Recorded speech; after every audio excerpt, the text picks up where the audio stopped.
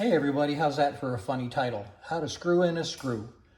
People don't know this, most people don't know this, but it's extremely important, and especially if you're working on hobby things, small things, screws that go into plastic or small screws, this will save you a lot of aggravation.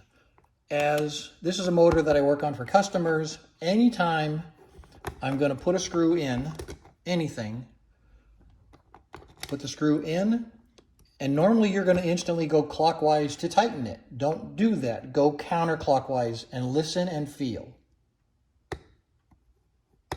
I hear a click. I can instantly feel it drop down. At that point, stop going counterclockwise, go clockwise, snug it down. And I'll tell you why. Again, every time, every screw, everywhere, for the most part. Unscrew it. You'll feel it drop, you'll hear a click. Stop. Screw it down. Okay? The reason is anything, again, that's a small hole, plastic, wood, metal, doesn't really matter, and even some larger holes, and even holes that came with pre-cut threads. What happens is, let me go back to this hobby motor.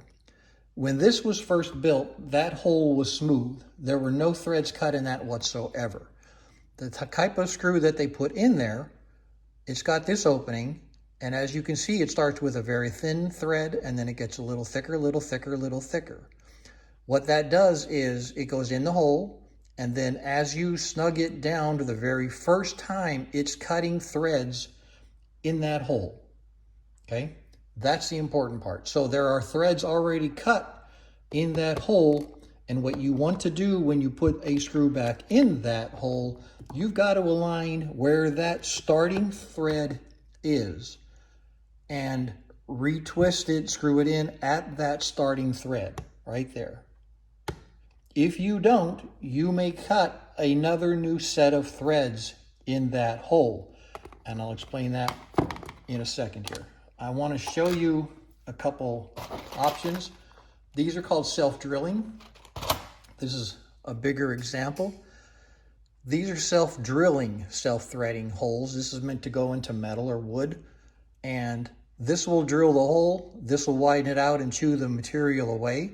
And then again, you can see it starts with a very tiny thread, and that thread gets bigger, deeper, and deeper as it goes. So as it goes, it starts cutting a thread, and then it continues cutting threads all the way into the material as it goes.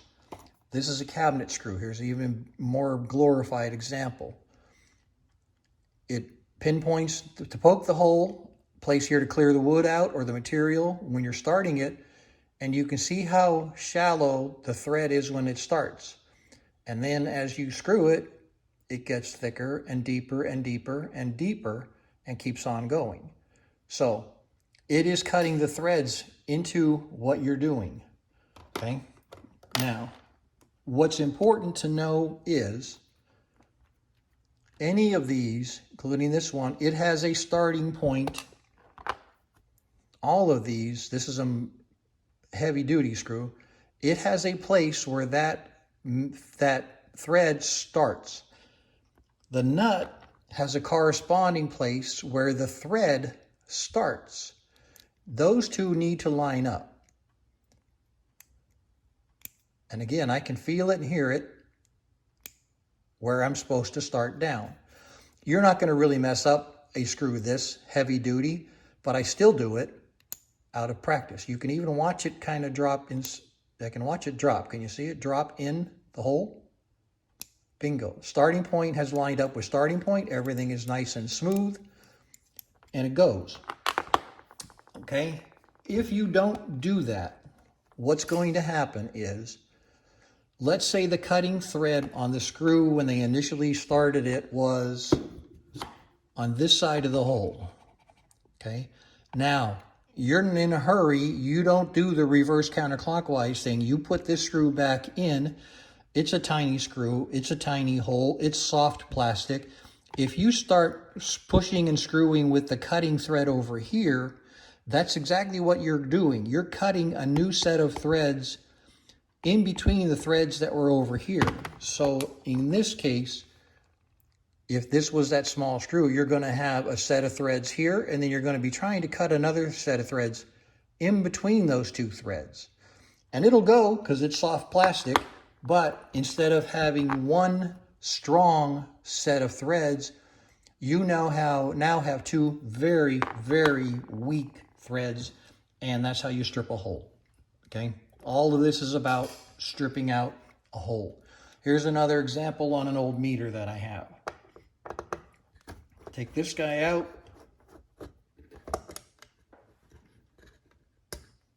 I can see the threads in there. They're plastic. This is just a plain screw. But again, those threads were not in there the first time that screw went in. So again, any screw, I'm not going to put it down there and start turning clockwise. I'm not. I'm going back. I can hear it. I can watch it drop. The threads are lining up. The threads don't line up. They don't line up. They don't line up. Bam. The opening thread on the hole is now lined up with the opening thread at the end of the screw. Okay. And now you screw in. You do it. It should go smooth. And that's it. That's how you do not strip a hole in anything. This pretty much applies for any type of screw. Bigger, also, I do lug nuts this way. This is not a really good example.